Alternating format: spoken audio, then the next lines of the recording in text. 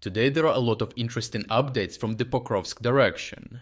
Here, cut off, abandoned and with no way out, Russian troops in and around Udachne found themselves trapped as Ukrainian forces tightened their grip around them.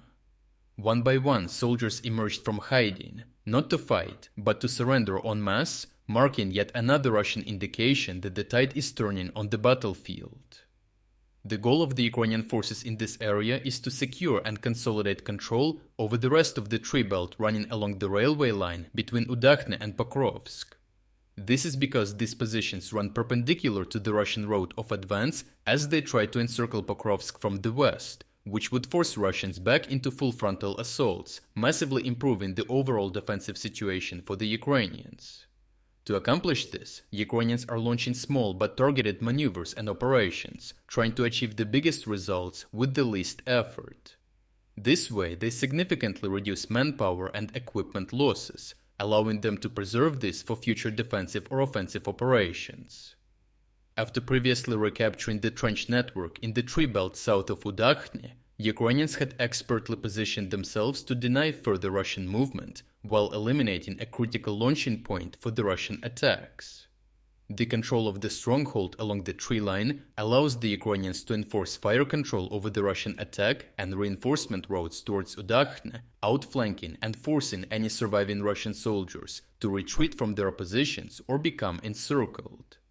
Furthermore, Russian soldiers and analysts are reporting that Russian forces around Pokrovsk are suffering from systemic issues, as the Russian commanders prioritize reporting success over actual gains on the battlefield.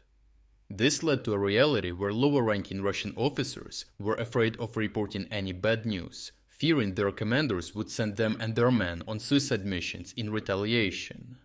It is important to note that this dynamic goes all the way up the ladder, as the top Russian military command placed high pressure on Colonel General Andrei Mordvichev to report Russian successes near Pokrovsk, which only increasingly contributed to false reports and misinformation. On top of that, Ukrainians have increasingly implemented high-power electronic warfare systems, jamming the targeting equipment of glide bombs, drones and radios, causing major communication issues for Russian soldiers. As a result, only a handful of more valuable Russian soldiers received the order to retreat in time.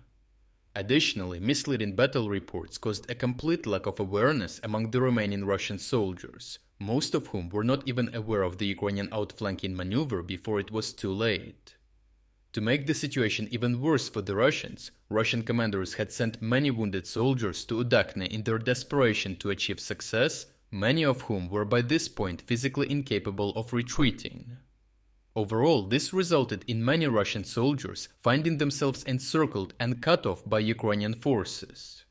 Geolocated footage reveals how after Ukrainians completed their encirclement, drone operators flew over known Russian positions, using megaphones outfitted on their drones, urging them to surrender. Subsequently, one video shows 5 Russian soldiers leaving their positions and following the drone to Ukrainian soldiers who were ready to take them prisoner. The footage shows how the Ukrainians had to help the men walk up an embankment in a weakened state after long neglect by their own armed forces. Further footage shows how as the Ukrainian fighters then started moving through the tree belt, they encountered more and more Russian soldiers who found themselves crawling towards them just to surrender and save their lives. In the end, Russian high-level commanders abandoned many of their men, leading to a large number of Russian soldiers surrendering to the advancing Ukrainians. This issue was further worsened by false battle reports and jamming of radio communications by electronic warfare systems. Wounded soldiers had the highest incentive to surrender, as their arrival to the front would be a one-way trip either way. After consolidating their control over the tree belt, the Ukrainians can now aim to push the Russian lines even further, threatening to eradicate the Russian bridgehead on the western flank of Pokrovsk and taking back complete control of the situation. Lastly, we are officially launching our very first spring sale. This is the best chance to support our independent Ukrainian reporting while getting a huge 40% discount on your subscription. As you know, this sale comes at a very difficult time for Ukraine. That is why right now, your support is more important than ever. By subscribing, you will not only support our efforts, but also gain access to our exclusive insights, comprehensive overviews of all fronts, and strategic geopolitics videos. If you wanted to support our efforts but never got a chance, now is the perfect moment to make a difference. So check out the link in the description to join our cause and become an exclusive member of our community.